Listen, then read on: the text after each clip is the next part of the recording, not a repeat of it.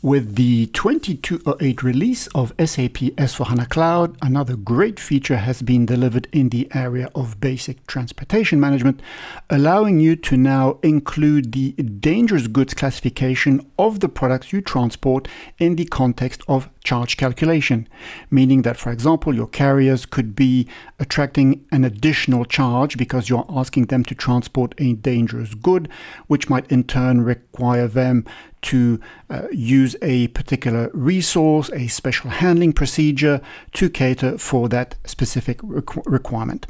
So again, to fast track the process, we've already created a sales order. We'll just highlight the important points of that sales order.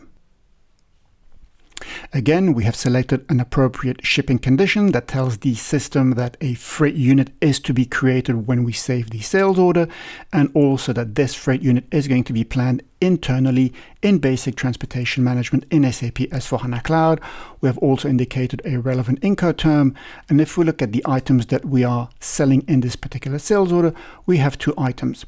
We can also, in the sales order, verify the dangerous goods classification of these 2 items, and we can see that one item is not relevant at all for a dangerous goods check, and the other one is relevant and has been defined as transportation allowed. The reason for why we have done this is because we want to show how you can add an additional fee or charge to the freight order because one item is a dangerous goods and the other one is just not relevant for that additional charge.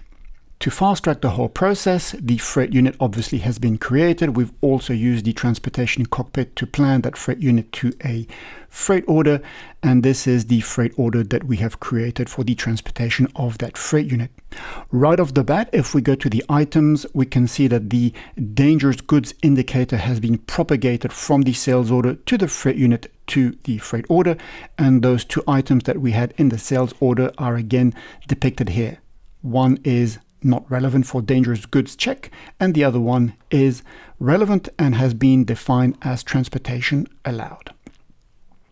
So in terms of other information that we obviously need to be able to verify the charge calculation is the carrier, and we also need to indicate the appropriate purchasing organization to determine the appropriate freight agreement, and we'll also indicate the purchasing group.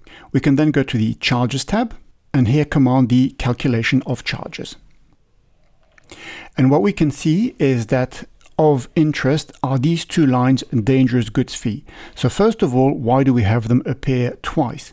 Well, because as we will see subsequently, we've defined a calculation base as product, meaning that the charge calculation engine is going to cycle through each and every one of the products that we have included in this particular freight order, and will determine whether the dangerous goods check or status applies to each of the products.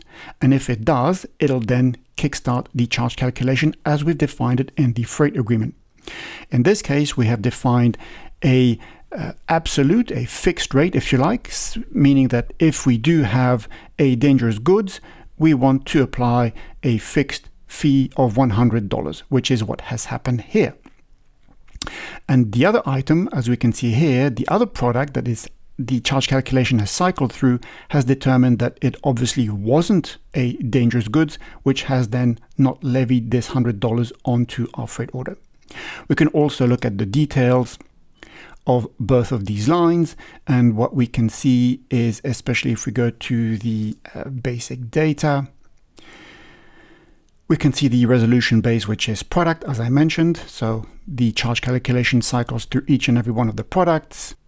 And then if we look at the calculation rules, i.e. the logistical data the system went through to determine whether a charge should be applied or not, we can see that for the item where the dangerous goods fee is not relevant, the data source value, i.e. the information in the freight order, was determined to be blank, i.e. the item was not a dangerous goods, and hence it did not find any information to add an additional charge in the freight order. If we look at the second item, here we can see that the data source value was determined to be X, meaning that it is a dangerous goods, and we did find a scale in the rate table, hence it attracted that $100 fee. In the overview, we can also see the rate table and freight agreement that were used to determine whether a charge was to be applied or not. We can of course use the hyperlinks in the freight order to directly navigate to the freight agreement, but we have also already conveniently opened a new tab with that freight agreement already loaded.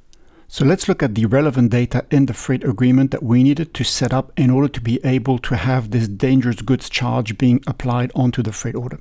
So obviously, as usual, we have our calculation sheet. We can drill down to the details of that calculation sheet. And as you can see here, we have added this dangerous goods fee charge type and also added to it a rate table.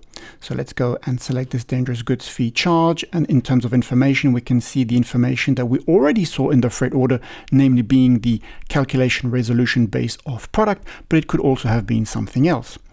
And then if we go to the rate table,